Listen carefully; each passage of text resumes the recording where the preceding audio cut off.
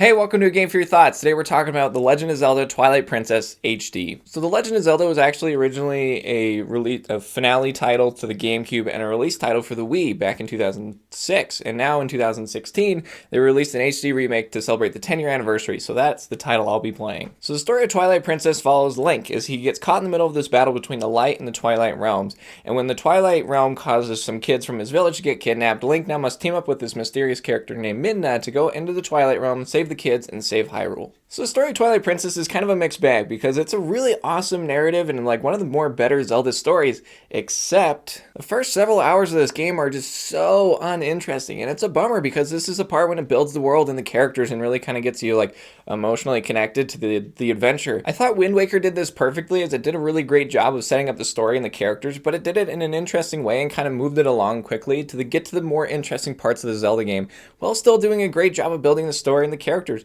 And Twilight Princess just didn't do this in a very efficient way. And it's a bummer because once this game really gets going, it hits its stride, gets past that first moments, it really takes off and tells a really cool and interesting adventure story that just has a really cool world and characters. The beginning is just so hard to really grab your attention because it's just so boring. Like if you know exactly where to go and what to do, it takes about 2 to 3 hours. And that's like if you know exactly what to do. If you have no clue what to do, it could easily take way longer, if not more. And if you're a newcomer to the Zelda series, or if you're a newcomer to this game, you've never played it, that's certainly going to seem very kind of off-putting. And it's unfortunate because, like I said, once it really gets going, it just takes off and it's so interesting and fun and exciting. But for returning players to this game, you know what to expect, you know what to get into. So it's certainly something to keep in mind when you're going to dive into this game. One of the biggest reasons this game is so interesting in the story department is a lot of its characters are just really cool. Specifically, the character of Midna. She is one of the more interesting Zelda characters ever, honestly. Just her story, her motivation, and kind of her backstory is really interesting. It's fun just to kind of see her arc, where her character goes, and just by the end of the game, she's this really awesome character. And I really enjoyed following along with that. And it's definitely one of the major highlights of this storytelling. Another thing that was really cool is this is definitely a darker experience. I mean, this world of Hyrule is the more dark and gritty experience. And I thought it was really cool. It was neat because it was such a drastic change from the very bright and happy Wind Waker great ocean where it's just super bright and everything's blue and explosive and it's awesome. And this game's just super dark and just kind of intense. And I thought it was great as it just really shows how flexible and movable this Zelda formula is. It can work in different worlds and different environments. And I thought that was great. It is just very unfortunate at the beginning of this game. It's just such a slow build because it really just takes off and it's so phenomenal and really one of the more better Zelda story experiences. So just hold past that first part. I promise it gets better. I know it's such a lame thing to say, but it's really true. This game really just shines its most when you get past that first act, and it just really has amazing climax, and then the finish is incredible, and it's just super epic, and it's awesome, and it's absolutely worth playing. So the gameplay of Twilight Princess is pretty familiar as Zelda. If you've played a Zelda before, you're going to be pretty familiar with a lot of what's happening. It's certainly one of the more better experiences of a Zelda game. It just has lots of really interesting mechanics and cool puzzles and awesome like set pieces and story moments. One thing I really enjoyed is the dungeons in this game. The dungeons are fantastic. I mean, the Arbiter's Grounds are one of my more favorite Zelda dungeons ever. The dungeons in this game just really use mechanics to its advantage. It introduces these really cool puzzle ideas and just really interesting things, and they use them really well in really interesting ways that really make you think, and you feel really smart when you figure it out. One other temple that I really enjoyed was the Snow Peak Temple ruins. It just had like a really interesting like way you go about exploring it and just kind of like its sense of humor. It's a really fun temple that just is really different and it really stands out. And there's a lot of other temples in this game that do that. They just have really interesting themes or ideas that just really make it kind of stand out. I mean, a lot of these temples in this game are just very interesting and it's fun. One thing that really hurts Twilight Princess is the items and their inconsistencies. It's really odd because you get certain items that you use almost all the time throughout your whole experience, and then you get other items that you use once and then never use them again. Or if you do happen to use them, it's a very minor experience that just is very not as cool or interesting as it was the first time. The biggest example of this is the top spinner. It's such an interesting item that you use in really cool ways in the Arbiter Grounds temple, and then the boss fight you do with it, it's just all very cool and interesting. But then beyond that, it's basically useless, and any other instances that you use it in are just not as interesting as that first time you use it. So it just has this very epic first introduction, and then it just really teeters out and is basically forgettable by the end of the game, and it's just a big bummer. I mean, the ball and chain is another great example of this too. You use it in the Snow Peak Temple, and then after that, you don't ever use it at all. I can't think of another example or time when you use the ball and chain after the Snow Peak Temple ruins. And it's just very unfortunate because they're cool items that could have been used in really cool and interesting ways. They're just not utilized to their full potential.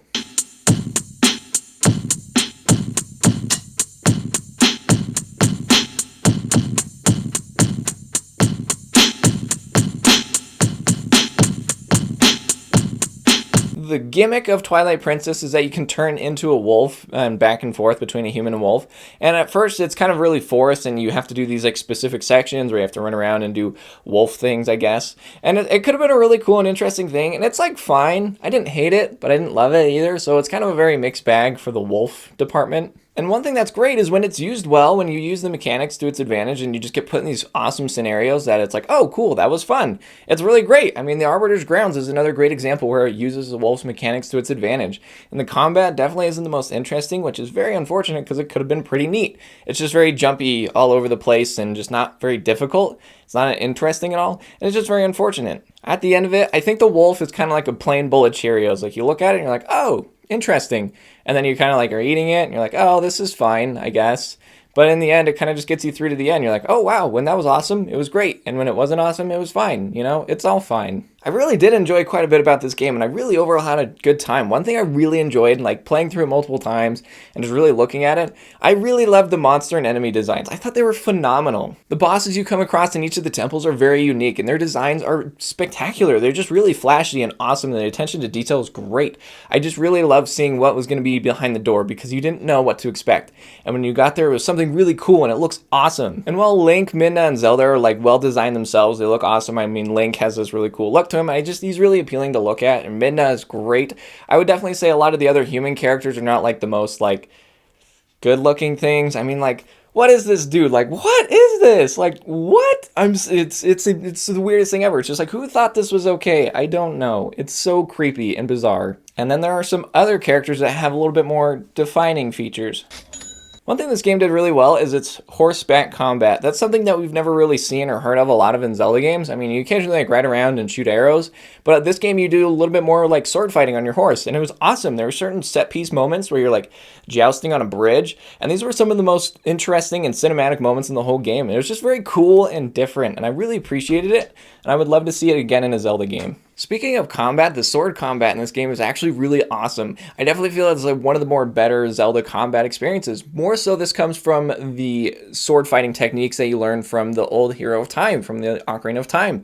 I thought it was a really cool way to really spice up the combat. As you go around the world, you find these statues and you can howl in front of them, and then you meet this old ancient knight dude who's actually the Hero of Time from Ocarina of Time, and he teaches you these cool sword techniques that really kind of up the combat. This is awesome because instead of just like mashing B and A to defeat your enemies, you can actually have a little bit more strategy to it, especially the more heavy armored guys such as the Dark Nuts or other different types of enemies. You can use different tactics to take them down, use different techniques, different moves, and I thought this was really cool as it just really spiced it up. It really just gave the combat some very flashy moments. I mean, it just looks awesome, and they're really easy to use, and they're really efficient, and it just is a great thing. So thanks, Hero of Time. This art style certainly isn't one of the more liked Zelda art styles, but for me, I really enjoyed it. I just thought it really lent its hand to really complement the really kind of gritty and dark tone, and also really lead to some really awesome monster designs. Like I said, the boss fights and the more general monsters just look awesome. I thought this art style really helped with that. Graphically, it just looks and runs great. And I really enjoyed just exploring this world of Hyrule. It was a very fun just exploration adventure. There was always fun things around every corner. I mean, even small like little like dungeons that you can go through that to find new treasure and find several collectibles. There are a bit of collectibles in this game. I mean, you can find different Poes around the world that you can fight and rip their soul out, or you can find heart pieces to help upgrade your health, or completely useless stamps. So in the end, Twilight Princess is not a perfect game. It's definitely got a lot of bumps in the road, but in the end, it's a very fun and enjoyable game that just was a real blast to play through.